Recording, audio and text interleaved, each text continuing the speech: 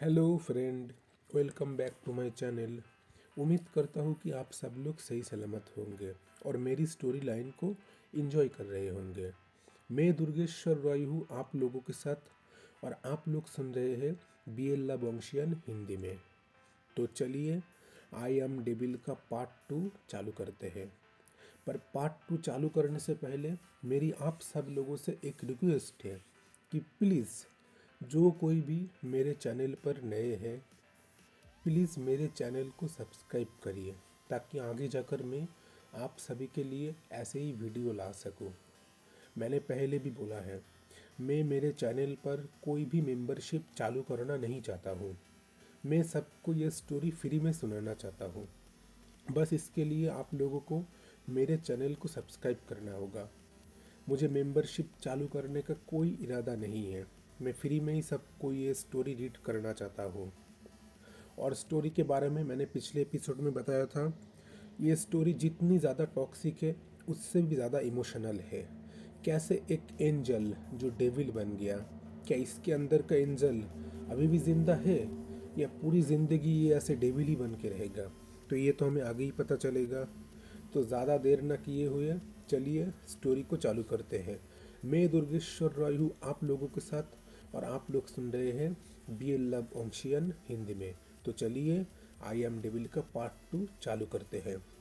पिछले पार्ट में हम लोगों ने देख लिया था कैसे नामजुना शी ने मिनशु जाना का किडनैप किया था और कैसे दोनों के अंदर की वो टाइम अब बीतने लग गया था।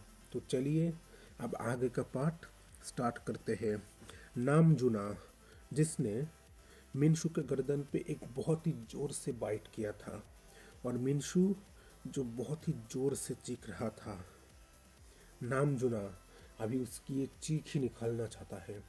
उसने तुरंत मिनशु के दोनों हाथों को अपने दो हाथों से पकड़ लिया और उसके होठों के साथ खुद के होठों को कनेक्ट करके एक बहुत ही डीप और पैशनेटली किस करने लगा, जो किस बहुत ही गंदा था। कोई प्यार भरी किस नहीं था, एक लस्ट भरी। इस किस में बहुत ही नफरत था, पर वो फिर भी किस कर रहा है। किस करते करते अब उसके गालों को अपनी टांग से चाट रहा है।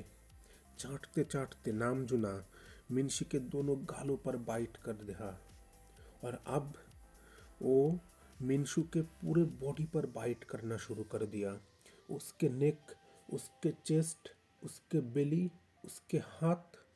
नामजुना ने ऐसी कोई भी जगह नहीं छोड़ा जहाँ पर उसके बाइट के निशानी ना हो। उसके पूरे बॉडी पर बाइट के निशानी कर दिया। पर ऐसे में मिनशु उसको जैसे भी करके हो आज इस इंसान से खुद को बचाना होगा। जैसे भी करके हो, वो और कोई दुख नहीं चाहता। बहुत बहुत उसने अपनी लाइफ में स्ट्रगल किया है। अब वो किसी की ज़िंदगी ख़राब नहीं करना चाहता। अब वो अकेले अपनी पूरी ज़िंदगी ऐसे ही बिताना चाहता है। वो एक शापित लड़का है और किसी के भी ज़िंदगी में आकर उसको श्राप नहीं देना चाहता। वो बस खुशियाँ चाहता है। नामजुना को देखकर मिनशु ने बस एक बार बोला, प्लीज़ आप मेरी बात को एक बार सुनिए, प्लीज़ मुझे छोड़ दीजिए।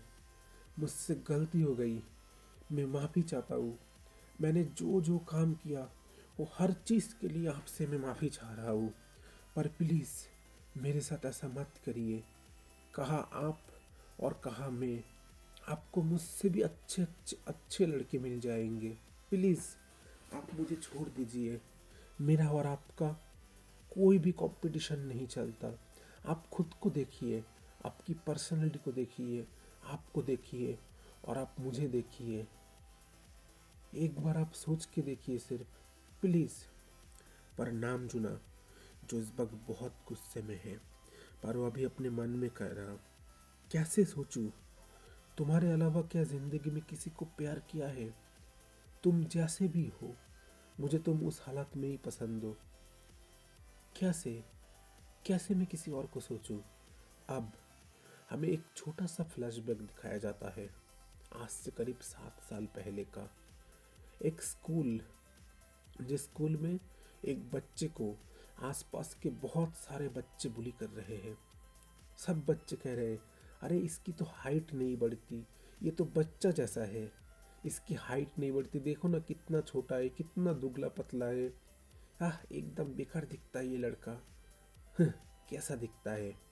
ऐसे हर बच्चे उस लड़के को बुली कर रहे थे और वो बच्चा बहुत ही ज़ोर ज़ोर से रो रहा था। ऐसे में वहाँ पर एक दूसरे बच्चे की एंट्री हुई जो बोला, क्या कर रहे हो तुम, क्यों इसको तंग कर रहे हो, जाओ यहाँ से भागो। ऐसे में वो जो बच्चा जो बहुत ही दुबला पतला था, उसकी हाइट ज़्यादा नहीं था, अभी उसका 11 साल उम्र है, पर उसको देखकर ऐसा लग रहा है जैसे वो अभी 7 या 6 साल का हो। इस बच्चे के अंदर क्या कोई प्रॉब्लम है जिसकी वजह से इसकी हाइट नहीं बढ़ रहा? हाँ, शायद होगा। आज इस बच्चे का 18 साल हो गया है, पर इसको देखकर ऐसा लगता है कि ये 11 या 12 साल का बच्चा है, पर ऐसा है नहीं। ऐसे में उस बच्चे के सामने वो बच्चा आया। बोला, नाम क्या है तुम्हारा? बोला, मेरा नाम मिनशू है, मिनशू जाना। मैं जाना फैमिली का बेटा हूँ। मेरा कोई भाई बहन नहीं है। स्कूल में कोई मेरे साथ दोस्ती नहीं करता। क्या तुम मेरे साथ दोस्ती करोगे? वैसे तुम्हारा नाम क्या है? मेरा नाम नाम जुना शी है। मैं शी फैमिली का छोटा बेटा हूँ और मेरा भी यहाँ पर कोई दोस्त नहीं है। मैं नया यहाँ पर आया हूँ। क्या तुम मेरे दोस्त बनोगे? हाँ, दोस्त बनूंगा मैं तुम्हारा। ऐसे में नाम जुना ने कहा, तो ठीक है, तुम्हारा एक दूसरा नाम। बोले, कौन सा नाम? नाम जुना ने फिर मिनशू को एक दूसरा नाम दिया, मिनजे। और मिनशू ने नाम जाना को एक दूसरा नाम दिया, डुयून। अब दोनों के अंदर ही एक ऐसी ही दोस्ती थी, जो दोस्ती कुछ और मांगता था, शायद कुछ और बताना चाहता था। मिनशू, जिसका भी 11 साल का उम्र था, पर वो नाम जुना के लिए कुछ और फील करता था। पर ऐसा क्यों? उसके अंदर में आखिर ऐसी कौन सी चीज़ थी जिसकी वजह से उसके लिए ऐसा फील करता था? अब ऐसे में ही उन दोनों का ये फ्लैशबैक ख़त्म हुआ। ऐसे में नाम जुना ने कहा, हाँ, सब कुछ याद है, किस तरीके से तुम्हें प्रोटेक्ट करता था, और आज तुम्हारे साथ ये सब कुछ मुझे करना है। तुमने जो मेरे साथ किया है, मैं मैं तुम्हें अच्छा समझता था, पर तुमने जो किया है उससे मेरा क्या हुआ ये तुम्हें पता है? मैं पूरी तरीके से बर्बाद हो गया, और आज मैं तुम्हें भी बर्बाद करके छोड़ूंगा। मैं तो खुद जलूंगा और मेरे साथ में मैं तुमको भी जलाऊंगा। ऐसे में नाम जुना ने तुरंत मिनशू के दोनों हाथों को पकड़ लिया और उसके गोदी के ऊपर बिठा लिया। उसके पूरे शरीर पे बाइट करने लगा और मिंजू जो जोर जोर से चीख रहा था और कह रहा था, प्लीज़ प्लीज़ स्टॉप इट, मत करिए मेरे साथ ऐसा, मैं सहन नहीं कर सकता ये, प्लीज़। अभी मिनशू, जिसकी उम्र 18 साल हो गई है, पर उसको देखकर ऐसा लगता है वो एक 12 या 13 साल का लड़का है। और नाम जुना, जिसकी उम्र अभी सिर्फ 22 साल हुआ है, पर वो अपने बॉडी से बहुत ही मस्क्यूलर है। उसकी पर्सनालिटी बहुत ही खतरनाक है। उसको देखकर कोई भी डर जा सकता है, ऐसी पर्सनालिटी। क्या इन दोनों के बीच लव हो सकता है? बहुत अजीब बात है ना। इन दोनों का ना तो एज का डिफरेंस है 4 साल का। इन दोनों की साइज जो बहुत ही अलग है। इन दोनों का हाइट जो पूरी तरीके से अलग है। ऐसे दो पर्सन कैसे एक दूसरे से प्यार कर सकते थे? और आज ऐसी कौन सी मजबूरी रही है जो इनका प्यार एक नफरत में बदल चुका है? फिर मिनशू ने तुरंत नामजुना को अपने हाथों से धक्का दिया और दौड़कर भागने लगा। जैसे भी करके वो भागना होगा, पर जैसे ही वो डोर के सामने आया, नामजुना ने तुरंत मिनशू को अपने हाथों से पकड़ लिया और उसके मुंह पर एक बहुत ही जोर से स्लैप मारा और कहा, तुम्हारी इतनी हिम्मत, मुझसे भागने की कोशिश कर रहे हो? तुम किधर जाओगे भागकर? ये कहकर उसने तुरंत मिनशू को पकड़ा और पकड़ के बेड के ऊपर फेंक दिया और बोला, अब रेडी हो जाओ, मैं तुम्हें बिल्कुल भी नहीं छोड़ूंगा। ऐसे में उसने एक कॉन्डोम का पैकेट निकाला। उस पैकेट को फाड़ कर अपने प्राइवेट पार्ट के ऊपर उस कॉन्डोम को फिट किया। वो कॉन्डोम अब पूरी तरीके से उसके प्राइवेट पार्ट पर ठीक भी नहीं हो रहा था। उसका प्राइवेट पार्ट जो अभी बहुत ही फूला हुआ था, उसकी नसें भी देखी जा सकती है। वो प्राइवेट पार्ट इस वक्त कुछ और की डिमांड कर रहा है। उसे इस वक्त कोई और चीज़ चाहिए, नहीं तो वो शांत नहीं होगा। और नामजुना जिसके पूरे बॉडी में कुछ अलग रिएक्ट कर रहा है, उसका प्राइवेट पार्ट में अब दर्द करने लग रहा है, क्योंकि वो सिर्फ एक ही पर्सन को देखकर ऐसे पागल हो जा सकता है। इस दुनिया में सिर्फ ऐसा एक ही पर्सन है जिसको देखकर ही उसके पूरे बॉडी में, उसके अंदर बहुत तकलीफ होती है। अगर वो काम इसके साथ ना कर पाए तो शायद उसकी बॉडी में बहुत तकलीफ होगा। और आज आज पहली बार उसको ये पर्सन मिला है। उसने इतना वेट किया है, कब जाकर इस पर्सन का 18 साल होगा, तब जाकर वो इसके साथ ये सब कर पाएगा। और आज वो दिन आ गया है। उसकी पूरी बॉडी इतने दिनों तक वेट करके रखा है, और आज वो ये वेट तोड़ने वाला है। मिनशी, जो अभी बैठ के एकदम कोने में आ गया और एक बहुत ही बड़ा ब्लैंकेट लिया, खुद के ऊपर उस ब्लैंकेट को लेकर खुद की पूरी नेकेड बॉडी को ढक लिया और बोला, प्लीज़ मेरे साथ मत करिए, प्लीज़ मेरे साथ मत करिए ऐसा, प्लीज़ मैं आपसे रिक्वेस्ट करता हूँ। आप क्यों मेरे साथ ऐसा करना चाहता है? क्यों आप मुझे बर्बाद करना चाहता है? तो मैं तुम्हें बर्बाद कर रहा हूँ? तुमने मुझे बर्बाद किया था, याद है? ऐसे में नामजुना ने मिनशी के उस ब्लैंकेट को पूरी तरीके से उसके बॉडी से अलग कर दिया, और मिनशी जो अब अभी पूरी तरीके से उसके सामने नेकेड है। फिर नामजुना ने मिनशी के दोनों पैर को पकड़ लिया, पकड़ के अपनी ओर खींच लिया और अपने प्राइवेट पार्ट को उसके अंदर एक बहुत ही जोर तरीके से एंटर करवाया। जैसे ही उसका प्राइवेट पार्ट मिनशू के अंदर एक एंटर हुआ, मिनशू जो बहुत ही जोर से चीख उठा। उसके अंदर अभी इतना दर्द हो रहा था, इतना दर्द, और वहाँ से हल्की हल्की ब्लीडिंग हो रहा था, क्योंकि ये इसका फर्स्ट टाइम था। और उसका ये जो प्राइवेट पार्ट है नामजुना का, वो बहुत ही बड़ा है। गाइस, मैं आप लोगों को एक बात बताना चाहता हूँ। ये कोरियन स्टोरी में ऐसा क्यों है, ये मैं खुद भी नहीं जानता। स्टोरी मुझे ऐसे मिली, इसलिए मैं ऐसे बता रहा हूँ। अब किसका क्या बड़ा है क्या नहीं है, ब्लड कहाँ से आया, इनके मुंह पर थप्पड़ मारने से कहाँ से खून आता है, इनके हार्ट में दर्द कैसे होता है, ये मुझे भी नहीं पता। जैसी स्टोरी है मैं ऐसे ही सुना रहा हूँ, प्लीज़ आप लोग सुनते रहिए।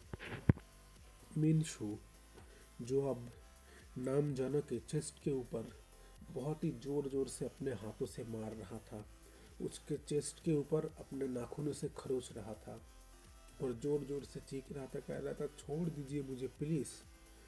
पर नाम जुना जो अब दूसरे ही मूड में आ चुका है, उसका प्राइवेट पार्ट जैसे ही मिनशू के अंदर एंटर हुआ, उसको इतनी सुकून मिल रहा था, इतना सुकून मिल रहा था। उसने अपने दोनों हाथों से मिनशू को हक कर लिया और आंखें बंद करके कुछ सोचने लगा। उसके मन में इस वक्त प्यार आ रहा है, बहुत प्यार आ रहा है। भले ही वो इससे बहुत नफरत करता है, पर प्यार भी आ रहा है उसके। वो अब मिनशू के जहाँ जहाँ पर लव बाइट किया था, जहाँ जहाँ शक किया था, वहाँ पर ब्लड जम गया है, कई कई जगह से ब्लड निकल रहा है। वहाँ पर अपने टांग से चाटने लगा और मिनशू को अपने दोनों हाथों से बहुत ही ज़ोर से पकड़ लिया, पकड़ के उसके ऊपर उठाने लगा और बिठाने लगा। पर मिनशू, उसको इस वक्त बहुत ही दर्द हो रहा था, उसके आंखों से आंसू निकल रहा था और वो चीख रहा था बहुत ही ज़ोर ज़ोर से और कह रहा था, प्लीज़ मुझे छोड़ दीजिए प्लीज़। पर नामजुना जो अभी दूसरे मूड में था इस वक्त, उसने तुरंत मिनशू को उठाया, उठाकर एक सोफे के ऊपर बिठा दिया और फिर से खुद को उसके साथ कनेक्ट करके खुद को ज़ोर ज़ोर से मूव करने लगा। अब मिनशू जो कुछ नहीं कर सकता, वो पूरी तरीके से अब बेबस बन चुका है इसके सामने और चाह कर भी खुद को बचा नहीं सकता।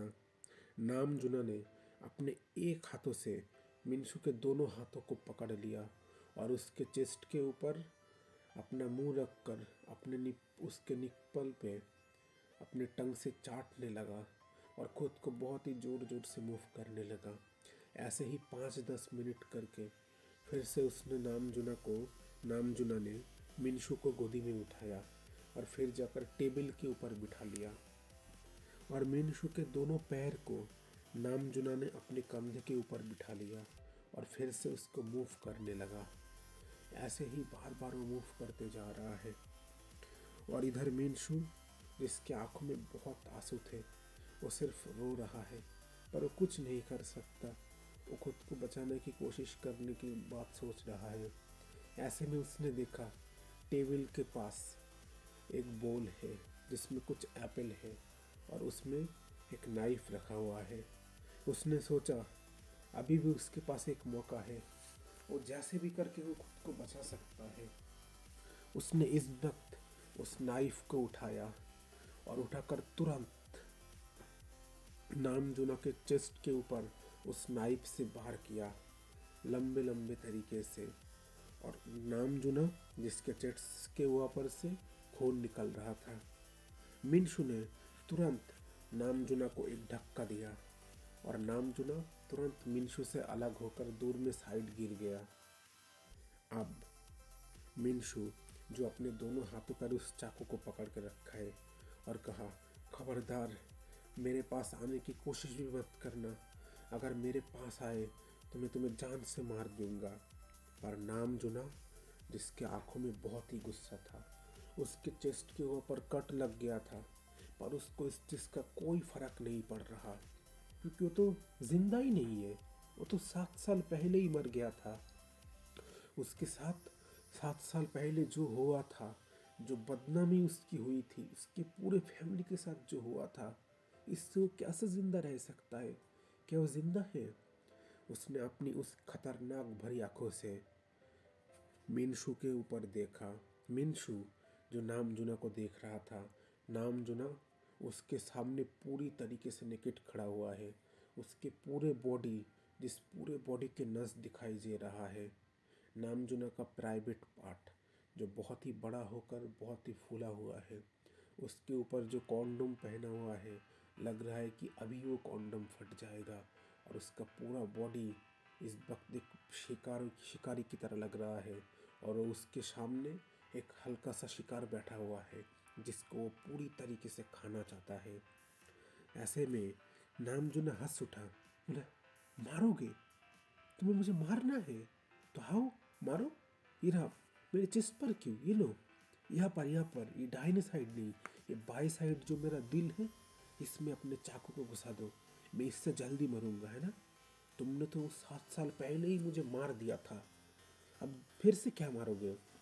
ऐसे में नामजुना एकदम से ना डर के मिनशू के सामने आ गया और मिनशू के हाथों को पकड़ के उस चाकू को अपने चेस्ट के ऊपर लगा लिया और बोला, यहाँ पर मारो, बहुत अच्छा होगा, है ना, यहाँ पर मारने से। फिर नामजुना ने खुद अपने चेस्ट के ऊपर उस चाकू से कट करने लगा। मिनशू के हाथ कांप रहे थे। मिनशू ने तुरंत उस चाकू को फेंक दिया और बहुत जोर से चीख उठा और रोने लगा, बोला, प्लीज़ प्लीज़ मुझे छोड़ दीजिए, नहीं तो मैं। नामजुना ने कहा, नहीं तो तुम क्या करोगे? ऐसे में मिनशू ने तुरंत नामजुना के मुंह के ऊपर एक बहुत ही जोर से सलाप मारा। बोला, आप क्या इंसान भी हो? आपके अंदर क्या थोड़ी सी भी इंसानियत है? मेरे साथ ऐसा जानवरों की जैसा सलूक कर रहे हो? मैंने एक छोटी सी गलती किया था और जिसकी सज़ा आप मुझे ऐसे दे रहे हो। आप क्या इंसान भी हो? कोई भी इंसानियत क्या आपके अंदर है? आप कैसे मेरे साथ ऐसा करते हो? ऐसे में नामजुना, वो अब बहुत गुस्से में आ गया। उसने तुरंत मिनशू के पहले गाल पर एक बहुत ही जोर से सलाप किया और बोला, तुम मुझे सिखाओगे? ये कहकर उसने उसके दूसरे गालों पर सलाप किया और फिर उसके गले को अपने हाथों से बहुत ही जोर से पकड़ लिया और बोला, तुम्हारी इतनी हिम्मत! क्या कहा तुमने? मैं इंसान नहीं हूँ। पर बात तुमने एकदम सही कहा। मैं इंसान नहीं हूँ, मैं एक डेविल हूँ। Yes, I am devil. मैं एक डेविल हूँ। और आज ये डेविल तुम्हारा क्या हाल करता है। वैसे बहुत टाइम लगा लिया तुमने, तुम्हारे साथ ये बात करते करते मुझे और तकलीफ हो रही है। मुझे अब तुम्हारे साथ ये करना ही होगा, मैं खुद को रोक नहीं सकता। ऐसे में उसने फिर से मिनशू के दोनों पैर को अपने कंधे के ऊपर लिटा लिया और फिर मिनशू के साथ खुद को कनेक्ट कर लिया और खुद को बहुत ही ज़ोर ज़ोर से मूव करने लगा। अब मिनशू जो चीख रहा था, चिल्ला रहा था और कह रहा था, प्लीज़ प्लीज़। मिनशू उसको अभी देखा नहीं जा रहा। नामजुना जो मिनशू को देख रहा है, उसके दिल के अंदर इस वक्त बहुत दर्द हो रहा है, क्योंकि जिस मिंजे के लिए वो अपनी जान देने के लिए तैयार था, आज उसने अपने इन दोनों हाथों से उसके मुंह पे ऊपर स्लैप किया। मिनशू जिसके दोनों गालों पे अभी नामजुना का दो हाथों के निशान बैठे हुए थे, उसके आंखों से आंसू थे, आंसू निकल रहे थे, पूरे बॉडी में लव बाइट के निशान, और जहाँ जहाँ पर खून जमा हुआ था, कहीं कहीं कर कट लगे हुए थे जहाँ से ब्लड निकल रहा था। इसके साथ इतना हैवानियत किया इस पर्सन ने, और ये डेविल जो अंदर से बहुत ही रो रहा है, बहुत ही दुख हो रहा है, पर फिर भी उसको गुस्सा भी बहुत आ रहा है कि आखिर क्यों इसने ऐसा किया। फिर नामजुना ने मीनशु को बेड के ऊपर लिया, उसको उल्टा कर दिया, उसके बालों को अपने हाथों से पकड़ लिया, फिर खुद को बहुत ही ज़बरदस्ती खुद को उसके साथ कनेक्ट किया और अपने एक हाथों से उसके मुंह पे ऊपर हाथ रख लिया, क्योंकि मीनशु तब से बहुत चीख रहा है और नामजुना उसको अब अच्छा नहीं लग रहा ये चीखना बार बार। अपने एक हाथों से उसने बहुत ही जोर से उसके बालों को पकड़ लिया और खींचा, बोला, चुप, एकदम चुप करो, तुम्हारा ये चीखना मुझे बार बार तंग कर रहा है, चुप नहीं कर सकते, जो कर रहा हो मुझे वो करने दो। और वो खुद को ऐसे ही बहुत ही जोर जोर से मूव करने लगा। अब ये बहुत ही दुख भरी सिचुएशन है। एक तो नामजुना मीनशु के साथ बहुत ही जोर से और बहुत ही बुरी तरीके से इतना हार्डली इंटीमेट हो रहा है, उसका अलग दर्द, उसके साथ नामजुना ने उसके बालों को बहुत ही जोर से पकड़ा है, वो एक दर्द, वो अभी चीखना चाहता है थोड़ा सा, वो अगर चीख पाए तो उसको थोड़ा सुकून मिलेगा, पर वो भी नहीं कर पा रहा, उसके मुंह पे ऊपर हाथ रख कर बंद कर दिया, ये उसका और एक दर्द। इतने सारे दर्द वो कहाँ पर रखे। पर नामजुना जो ऐसे ही उसके साथ इंटीमेट होने लगा, फिर नामजुना बेड के ऊपर लेट गया और खुद को ऐसे ही लेटा कर फिर मिनशु को भी उसके ऊपर लेटाया, खुद को फिर से मिनशु के साथ कनेक्ट किया और अपने आप को बहुत ही ज़ोर से मूव करने लगा।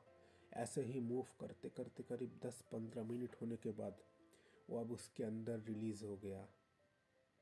अब जैसे ही रिलीज़ हो गया, मिनशु जो बहुत थक गया था, ये चीज़ सहन नहीं कर पाया, उसके ऊपर ही ऐसे लेट कर वहीं पर बेहोश हो गया। और नामजुना जो उसके अंदर पूरी तरीके से रिलीज़ हो गया, उसने अपने प्राइवेट पार्ट को बहुत ही धीरे धीरे से बाहर निकाला। उसका प्राइवेट पार्ट अब पूरी तरीके से शांत हो गया है। उसे जो चीज़ चाहिए था वो आज इतने सालों बाद, ये ज़िंदगी में पहली बार वो चीज़ आज उसको मिला है। अब जैसे ही नामजुना ने मिनशु के साथ खुद को अलग किया, मिनशु के पीछे से हल्के हल्के ब्लड निकल रहे थे, थोड़ी सी ब्लीडिंग हो रही थी वहाँ से। अब जैसे कि नामजुना ने कॉन्डोम पहना था, इसलिए कॉन्डोम के अंदर ही उसका सारा वाइट स्पर्म रह गया और उसके पीछे से ब्लीडिंग हो रही थी। अब ऐसे में इस वक्त एक चीज़ हो गया। नामजुना जो अभी गुस्से में था इतनी देर तक, उसका गुस्सा पूरी तरीके से शांत हो गया। वो अब देख रहा है कैसे मिनशु उसके चेस्ट के ऊपर सिर रख कर सो रहा है।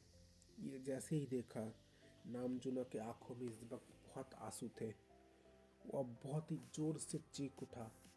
पास में जो एक गिलास था कांच का, उस गिलास के ऊपर अपने हाथों से बहुत ही जोर से दबाया और वो गिलास पूरी तरीके से टूट गया। नामजुना के आंखों में इस वक्त बहुत आंसू थे। वो जोर जोर से चीख रहा था और चीखते चीखते रो रहा था। कितना गलत काम किया उसने, जिसको अपने जान से भी ज़्यादा प्यार करता था, जिसको थोड़ा सा भी हट करने के बारे में सोच नहीं सकता था। आज उसने अपने मिंजे को इतना हर्ट किया, उसके साथ इतना हैवानियत किया। इस वक्त अगर कोई भी मिंजे को देखे वो एकदम बहुत ही बुरी तरीके से डर जाएगा। मिंजे की बॉडी में एक भी ऐसी जगह नहीं है जहाँ नामजाना ने लव बाइट ना किया हो, जहाँ पर उसके लव बाइट के निशान ना हो। पूरी बॉडी एक तरीके से ब्लड से लटी हुई थी। इतना बुरा हालत किया था नामजाना ने इसके साथ। नामजाना जिसने दोनों हाथों से मिंजे को एकदम हक कर लिया और फिर उसके पूरे बॉडी पे हल्के हल्के सॉफ्ट सॉफ्ट किस करने लगा और कहने लगा, I am so sorry, I am so sorry, मैं तुम्हारे साथ ऐसा नहीं करना चाहता था। तुम तो मेरे प्यार हो, तुम मेरी ज़िंदगी हो, तुम्हें मैं कैसे हट कर सकता हूँ। तुम्हारे बिना मैं तो कुछ सोच भी नहीं सकता। तुम मेरे प्यार हो, मेरा पहला प्यार। तुम्हें याद है जिस दिन पहले दिन स्कूल में तुम्हारे साथ मेरी मुलाकात हुआ था, उसी दिन तब मैंने तुम्हारे लिए कुछ फील किया था, जो फील मैंने कभी भी किसी के साथ नहीं किया था। पता है तुम्हें? सब लोग तुम्हें चिढ़ाते थे, कोई भी तुम्हारे साथ दोस्ती नहीं करना चाहता था, पर मैंने तुम्हारे साथ दोस्ती किया था। मैंने तुम्हें सबसे ज़्यादा प्यार किया था। तुम्हारे अलावा मैं कभी भी किसी को सोच नहीं सकता था। तुम्हारे अलावा कभी भी मैंने किसी को टच नहीं कर सकता। वो इजाज़त मुझे गॉड ने नहीं दिया। मेरा ये हार्ट हर वक्त मुझे यही बात कहता है कि नाम जाना, तू सिर्फ एक ही पर्सन से प्यार करता है, वो है तेरा मिंजे। मिंज के अलावा मैं तुझे और किसी के साथ भी प्यार करने की इज्जत नहीं दूंगा। और देखो, आज मैंने तुम्हें ही हर्ट किया सबसे ज़्यादा। जिससे मैं सबसे ज़्यादा प्यार करता हूँ, मैंने आज उसे ही सबसे ज़्यादा दर्द दिया। जिसको मैं थोड़ा सा भी दर्द नहीं दे सकता, जिसके बिना मैं रह भी नहीं सकता, मैंने उसके साथ आज ऐसी हैवानियत किया। गॉड प्लीज़ मुझे मार दो। मैं क्यों ज़िंदा हूँ? मैं क्यों ज़िंदा हूँ इसके लिए? मैंने क्यों किया तुम्हारे साथ ऐसा? पर तुमने क्यों किया मेरे साथ ऐसा? क्यों मेरी ज़िंदगी तुमने बर्बाद किया? मैं मैं तुम्हें बिलीव करता था। तुम्हारे अलावा मैं और कुछ भी नहीं सोच सकता था, कुछ भी नहीं। पर तुमने मेरा साथ नहीं दिया। तुमने मेरे साथ धोखा किया। मैं तो तुम्हें जान से भी ज़्यादा प्यार करता था। पर देखो, आज ऐसे पर्सन में हम दोनों आ चुके हैं, ऐसी सिचुएशन में आ चुके हैं। हम दोनों का प्यार अब प्यार नहीं रहा। हम दोनों का प्यार अब नफ़रत में बदल चुका है। अब भले ये नफ़रत हो और भले ये जो कुछ भी हो, पर आज से तुम मेरे साथ जुड़ चुके हो। तुम चाहो या ना चाहो, तुम्हें पूरी ज़िंदगी आज से मेरे साथ ही गुजारनी होगी। मेरे अलावा तुम और किसी के बारे में भी नहीं सोच सकते। तुम्हें सिर्फ मेरा ही होना होगा, सिर्फ मेरा। मेरे अलावा तुम कभी भी किसी के नहीं हो सकते। ये कहकर नामजुना ने मिंशु को और ज़ोर से हक कर लिया। उसके आंखों में इस वक्त बहुत आंसू थे। वो गुस्सा भी था इसके ऊपर बहुत, क्योंकि जो कुछ भी हुआ, पर उसने अपने आंखों को खोला और फिर से उसका वही डरावने आंखें। अब मन में कह रहा है, नहीं नामजुना, तो इतना इमोशनल नहीं हो सकता। तो जितना नरम होगा, सब लोग तुझे उतना ही टॉर्चर करेंगे, तुझे उतना ही दुख देंगे। तुझे सख्त होना होगा, वो डेविल बनना होगा, वो एंजल नहीं, तू एक डेविल है। और अब तू एक पूरी तरीके से डेविल बन गया है, जो सबको बर्बाद कर देगा। तेरे इस नफ़रत के आग में यहाँ पर के सब लोगों को जलना होगा। नामजुना अब धीरे धीरे बोल उठा, मैं मानता हूँ मैंने गलत किया, तुमने भी गलत किया, पर याद रखना मेरे साथ अब तुम जुड़ गए हो। अब ऐसे हो जैसे हो, तुम्हें मेरे साथ ही रहना होगा। तुम्हें जैसे मैं प्यार करने का भी हक करता हूँ, ऐसे ही तुम्हें हर्ट करने का भी मैं हक करता हूँ। और किसने कैसे किया, मैं इस सब चीज़ का पता लगाऊंगा। मैं किसी को नहीं छोड़ूंगा। जिसने भी मेरे साथ गलत करने की कोशिश किया, मैं उन सब को बर्बाद कर दूंगा, सबको ख़त्म कर दूंगा। कोई भी बच नहीं पाएगा मेरे पीछे से। ये बात याद रखना तुम। I love you Meenshu, my Meenje, you are my heart, तुम मेरे सब कुछ, आई लव यू। ये कहकर नामजुना ने उसके होठों के साथ खुद के होठों को कनेक्ट किया और बहुत ही सॉफ्ट सॉफ्ट पर एक डीप पैशनेटली किस करने लगा, जो किस में बहुत ही प्यार छुपा हुआ था। तो फ्रेंड, आज के लिए बस इतना ही। उम्मीद करता हूँ आज का पार्ट आप लोगों को अच्छा लगा होगा। मैं स्टोरी के बारे में कुछ बताना चाहूँगा। जितना ये डार्क है, जितना ये पेनफुल है, जितना टॉक्सिक है, उससे भी ज़्यादा ये बहुत ही लवफुल, बहुत ही इमोशनल, बहुत ही हार्ट ब्रोकिंग है। स्टोरी आप लोगों को अच्छी लग सकती है। आप जितना भी कहो ये स्टोरी बुरा है, पर ये स्टोरी उतनी भी बुरी नहीं है। ये स्टोरी आपको अच्छी लग सकती है।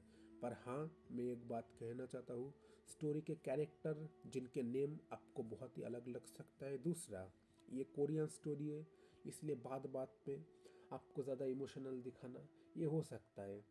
मैं चाहता तो इस स्टोरी को कट कर सकता था, इनके जो नाम थे इस नाम को इंडियन नाम दे सकता था, पर मैंने सोचा नहीं, मैं इनके ओरिजिनल नाम ही लाऊं। आप लोगों के लिए अगर स्टोरी लानी है तो ओरिजिनल ही लाऊं। ज़्यादा कट करने पर स्टोरी एकदम बिगड़ जाएगी। तो जो कोई भी मेरे चैनल पर नए हैं, प्लीज़ मेरे चैनल को सब्सक्राइब कर लीजिए, ताकि आगे जाकर मैं आप सभी के लिए ऐसे ही वीडियो ला सकूं। नहीं तो आप लोगों को पता ही है, मुझे मेंबरशिप चालू करना पड़ेगा। फिर आप लोग नहीं कह सकते कि क्यों आपने पैसे के लिए स्पेशल पार्ट चालू किया। ये स्टोरी भी ज़्यादा लंबी नहीं चलेगा, इसका 15 या 20 पार्ट होने वाला है। और मैं एक बात कहना चाहता हूँ, इस स्टोरी का जो प्लॉट है उसमें मेल प्रेगनेंसी है, यानी कि जो हमारा मिंजे है उसका हाइट ना बढ़ना मेल प्रेगनेंसी के साथ एक कनेक्शन है। मतलब इसमें वो एक बच्चा कैरी कर सकता है। और किसका बच्चा ये तो आप समझ ही रहे होंगे। और मैं स्टोरी को ऐसे ही लाना चाहता हूँ, मतलब ये एक स्पेशल मेल है जो बेबी बर्थ देख सकता है। और मैं स्टोरी को ऐसे ही लाना चाहूँगा। जिनको भी मेल प्रेगनेंसी स्टोरी पसंद है वो इस स्टोरी को सुन सकते हैं। मेरे साथ बने रहने के लिए धन्यवाद। मैं दुर्गेश्वर रॉय हूँ आप लोगों के साथ, और आप लोग सुन रहे हैं BL लव ऑंशियन हिंदी में। Okay, thanks for watching, see you next time. Okay, good bye.